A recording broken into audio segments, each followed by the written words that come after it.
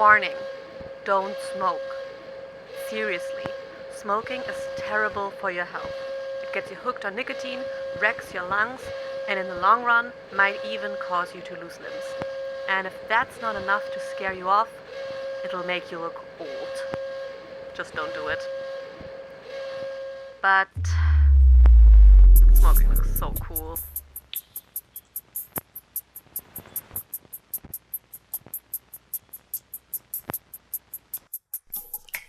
When I was younger, I was quickly turned off by smoking.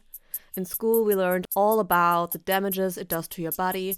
I hated the smell of cold smoke on anyone, and when I smoked at a party, it just made me nauseous. So I never really started smoking, but I could acknowledge how cool everyone looked doing it. The cool kids were smoking in front of the school and had conversations that we, non-smokers, weren't invited to. Entrance fee, a cigarette. A study from 1998 found that based on ratings of 832 characters appearing in 100 popular films, smokers are depicted as more romantically and sexually active than non-smokers and as marginally more intelligent than non-smokers. What I find interesting is that, contrary to alcohol, smoking is not used as a destructive behavior for characters, or at least very rarely. While you often have the broken, drunk alcoholic in films that use alcohol to cope, the smoker is depicted as mysterious and laid back. We romanticize the smoker in film as well as we do in real life. But why? Is it simply the visual appeal of a smoke cloud? Is it the calm, detached demeanor we associate with smokers? Is it the fact that the habit of smoking is kind of taboo? Is it the stereotypes we are being fed by popular culture? At its core, smoking is an aesthetic performance. Lighting up, taking a drag, exhaling a puff of smoke, it's visual, it's rhythmic, it's cinematic. I kind of hate scientists for revealing that smoking is bad.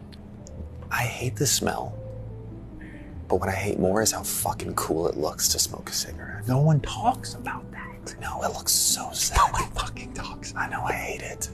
Social connections play a role too. Step outside with a group of smokers at a party or bar and you're suddenly part of a conversation, a moment, a bond even. You meet people you might have never talked to otherwise.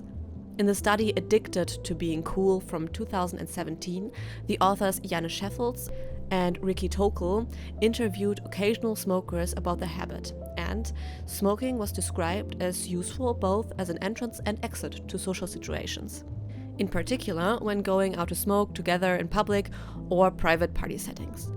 Smoking was believed to facilitate conversation and experienced as a ground for bonding with other smokers in these situations. Then there's the status of it all. Smokers often position themselves as outside the mainstream, because excessive smoking tends to happen either at the top or the bottom ends of social hierarchy. So in another study from 2002, Performing Coolness. Smoking emerged as a key signifier of power and status. It was salient at both top and bottom ends of social hierarchy. Being a non-smoker, therefore, inevitably carried connotations of being average, or in the middle, presenting non-smoking adolescents with the problem of accrediting themselves against superior smoker-cool groups. You are part, so you bet everything we have. When you got nothing to lose. And finally, there's rebellion. Smoking is bad for you. That's the point. It's risky and dangerous, and that makes it all the more appealing. As Richard Klein points out in Cigarettes Are Sublime.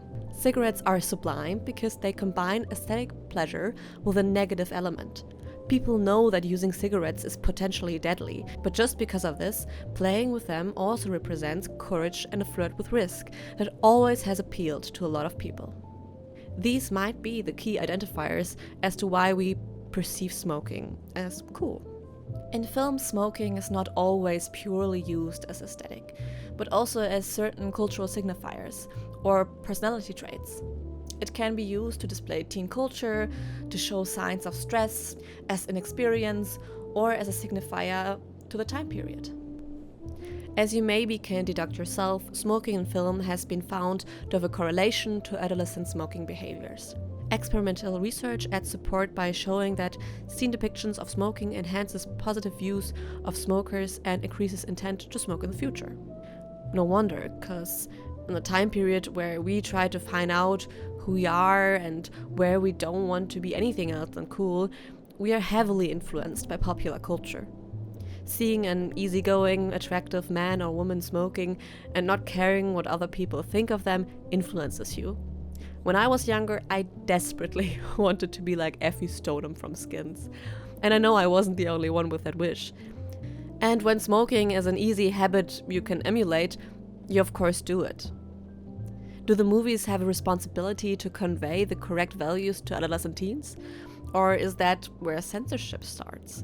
Isn't film supposed to show reality? But how much reality is shown in scenes where smoking serves as pure aesthetic and with no deeper meaning? These are just some interesting questions I don't have an answer to. Now, let me take an intermission here just to briefly touch on the subject of vapes, because those things definitely don't have the same effect as conventional cigarettes.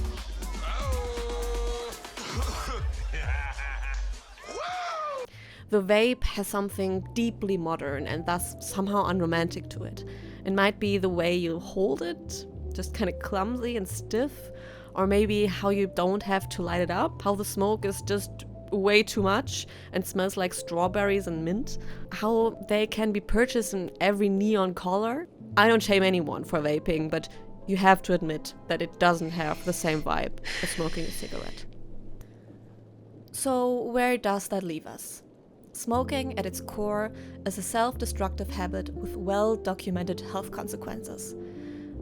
But it's also an enduring cultural symbol loaded with aesthetic and social value.